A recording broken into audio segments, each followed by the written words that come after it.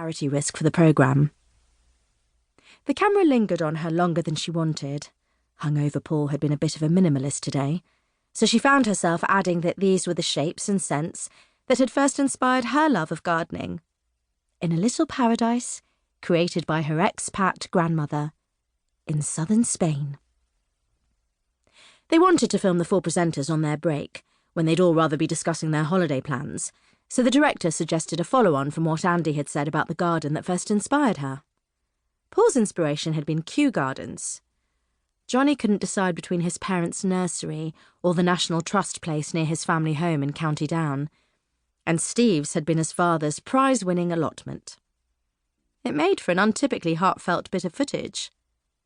Then the spell was broken by the usual ludicrous nick-of-time finishing of the garden and champagne celebration with the owner.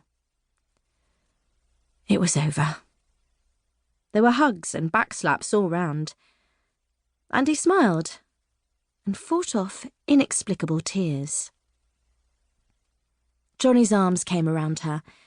Everybody on set knew about them. It was staggering their relationship hadn't yet reached a newspaper. Andie, no way will they not have you back in the spring, he whispered, kissing her cheek.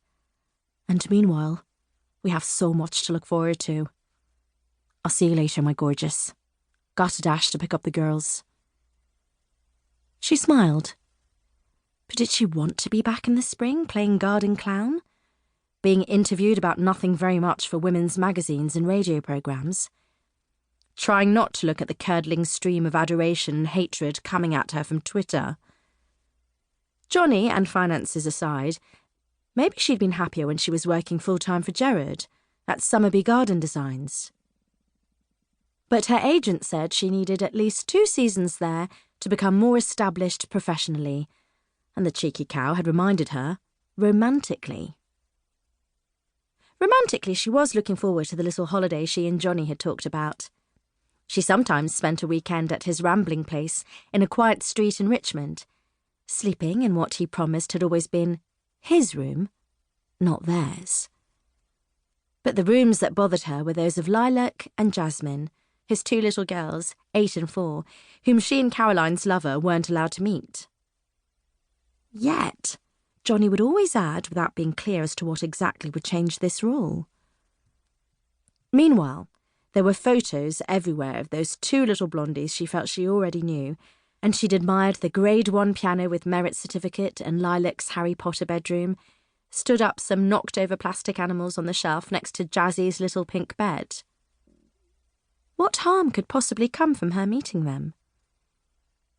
Andie pondered this as she crawled along the A316, past the turning that would later take her to Johnny's and onwards to her garden flat in Teddington, where, by the time she'd found somewhere to park, had a bath and changed clothes, it would be time to crawl back along the A316 to get to his place no earlier than 6.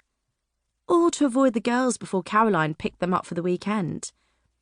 She wasn't even allowed 2 hours in their presence, it seemed, even though she could surely just be introduced as one of Daddy's work friends dropping by for a cup of tea. Once finally home, she was in no mood to rush out again, strung out by her mixed feelings about the show and the thought of a second helping of the manic traffic. She started running the bath and considered messaging Johnny that she would be arriving no earlier than 8. Once up to her neck in Radox bubbles, hair happily released from the top knot and floating around her, she considered telling him she'd be there no earlier than tomorrow. She could call her friend Shafali back about when they were going to try the new ballet and flamenco classes, so they could decide which they were going to book for September. Curl up on the sofa with some porridge and a film. Relax.